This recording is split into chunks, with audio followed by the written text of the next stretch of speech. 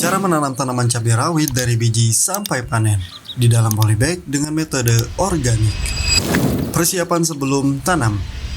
Sebelum kalian menanam, siapkan terlebih dahulu media tanam dan media semainya. Kalian bisa membeli media tanam siap pakai di toko pertanian atau di toko bunga-bunga yang biasanya ada di pinggir jalan. Atau kalian bisa bikin sendiri dengan metode yang saya pakai. Untuk cara pembuatan media tanam dan media semai tidak akan saya jadikan satu video ini karena nanti video ini bakalan lama. Kalian bisa menyimak cara pembuatan media semai dan media tanam di link yang ada di deskripsi. Tolong perhatikan hal ini jika kalian ingin menanam tanaman dengan metode organik di dalam polybag. Ini benar-benar penting. Pertama, kalian harus gunakan kompos yang cukup banyak agar tanaman bisa tumbuh dengan maksimal.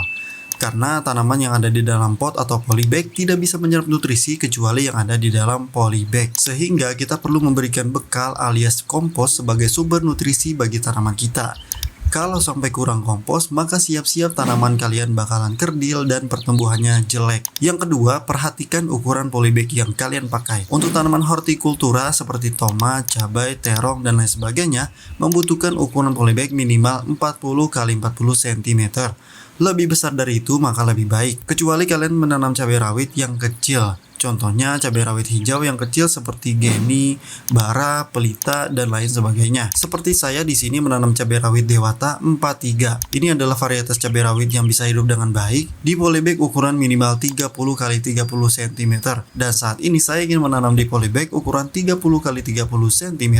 Nah, itu adalah dua hal yang harus kalian perhatikan ketika kalian ingin menanam cabai rawit di polybag atau pot dengan metode organik. Dan yang gak kalah penting adalah pilihlah benih yang unggul. Jangan tanam dari benih yang asal-asalan. Karena kalau sampai kita tanam benih yang tidak unggul, maka tanaman tidak akan berbuah meskipun sudah lama. Dan kalaupun berbuah, pasti buahnya sedikit. Kalian bisa support channel ini dengan membeli barang-barang yang saya jual di toko online. Linknya ada di deskripsi. Kita masuk ke langkah berikutnya. Pindah tanam. Ketika bibit tanaman cabai rawit kalian sudah tumbuh minimal 4 daun sejati, kalian bisa segera pindahkan bibitnya ke polybag atau pot yang lebih besar.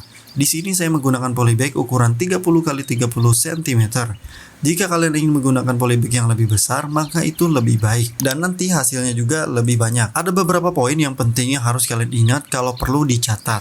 Yang pertama, jika kalian dapati bibit sudah berumur 30 hari tapi belum tumbuh 4 daun, maka segera pindahkan saja meskipun belum tumbuh 4 daun. Karena itu tanda bahwa media semai kalian kurang baik dan kurang bernutrisi. Untuk itu segeralah pindahkan saja supaya bibit bisa cepat tumbuh dengan normal. Yang kedua, jangan lakukan pindah tanam pada saat cuaca sedang terik, karena itu bisa membuat bibit menjadi stres dan akhirnya pertumbuhannya kurang maksimal, bahkan bisa menyebabkan kerdil. Saran saya lakukan pindah tanam pada sore hari atau malam hari, agar bibit bisa beradaptasi dengan baik. Yang ketiga, pastikan bibit yang kalian pilih adalah bibit yang bagus. Jangan ambil bibit yang kurus, tinggi, dan daunnya sedikit, tapi ambillah bibit yang bagus. Setelah bibit sudah dipindahkan, kalian bisa boleh langsung menyiramnya dengan air biasa, supaya tanaman cepat beradaptasinya. Perawatan 7 hari setelah tanam sampai 30 hari setelah tanam. Pada saat usia 7 hari setelah tanam, tanaman sudah bisa diberikan pupuk. Untuk pupuk organik yang saya gunakan adalah POC Gulma. Kalian bisa membuat POC ini, caranya ada di deskripsi. Kemudian saya tambahkan asam humat agar nutrisi yang ada pada POC ini dan yang ada di dalam tanah bisa mudah diserap oleh tanaman kita. Untuk dosisnya, POC Gulma 100 ml per liter air. Asam humat 2 gram per liter air. Kalian bisa dapatkan asam humat ini di link yang ada di deskripsi. Kita kocor dengan pupuk ini setiap 7 hari sekali sampai datang fase generatif, yaitu fase pembungaan dan pembuahan. Pada hari yang sama, kita juga berikan pupuk dengan metode foliar atau semprot di daun. Untuk pupuk foliar yang saya gunakan adalah asam amino. Kalian bisa membuat pupuk ini, caranya ada di deskripsi. Dosis asam amino yang saya gunakan adalah 3 ml per liter air. Semprot dengan asam amino ini setiap 7 hari sekali. Bisa juga 14 hari sekali. Dan pupuk ini bisa kita gunakan sampai fase generatif atau bahkan sampai tanaman ini menghembuskan nafas terakhirnya. Di usia 15 hari setelah tanam, tanaman ini sudah mulai terserang hama kutu daun. Ini harus segera ditangani sebelum tanaman ini sakitnya makin parah. Kita harus berikan pestisida. Pestisida yang saya gunakan adalah ekoenzim ditambah sabun cuci piring. Dengan dosis ekoenzimnya 5 ml per liter air sabun cuci piring 3 ml per liter air. Semprot pestisida ini setiap 5-7 hari sekali. Kalau penyakitnya parah, biasanya saya semprot 5 hari sekali. Tapi kalau hanya untuk pencegahan, biasanya 7 hari sekali atau lebih lama dari itu. Jika penyakitnya tidak kunjung sembuh, maka kalian bisa gunakan insektisida sintetis berbahan aktif abamectin 18 gram per liter. Untuk mereknya bebas, saya nggak bisa menyebutkan salah satu mereknya. Biarin kalian mandiri dan cari sendiri.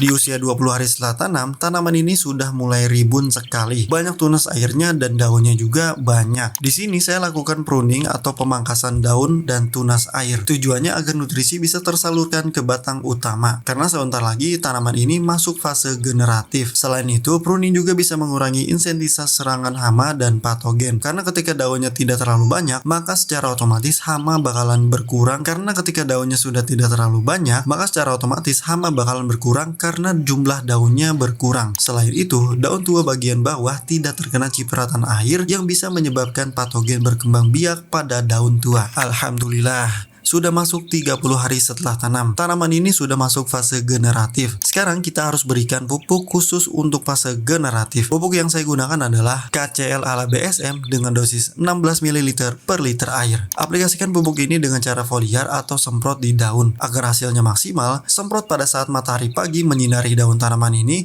atau pada saat matahari sore menyinari daun tanaman ini. Karena pada saat itu stomata terbuka lebar, yang mana stomata lah yang akan menyerap nutrisi yang kita berikan. Semprot dengan pupuk ini setiap 7 hari sekali. Bisa juga ditambah dengan asam amino. Adapun pupuk kocor tetap pakai POC gulma dan asam humat dengan dosis yang sama seperti sebelumnya. Kemudian kita berikan kompos setiap 10 hari sekali. Kemudian untuk mencegah penyakit yang diakibatkan oleh patogen, kita bisa berikan kompos yang mengandung agensi hayati seperti Trichoderma dan Gliocladium. Trichoderma dan Gliocladium itu apa, Bang? Trichoderma dan Gliocladium itu adalah cendawan yang bisa menghambat perkembangan cendawan patogen seperti Fusarium, Phytophthora, Pythium, dan cendawan patogen lainnya yang bisa menyebabkan tanaman kita mati mendadak. Kalian bisa beli saja agensi hayati ini karena kalau bikin sendiri emang agak sulit, tapi bukan hal yang mustahil. Kalian bisa memancing agensi hayati itu di alam bebas seperti di hutan atau di daerah yang masih asri 90 hari setelah tanam. Alhamdulillah, tanaman cabai ini sudah siap dipanen buahnya dan kalian bisa lihat sendiri ini hasilnya cukup lebat. Jangan lupa bahwa kita hanya menanam, sedangkan yang menumbuhkan buah-buahan hanyalah Allah saja. Baiklah, saya rasa itu saja video kali ini.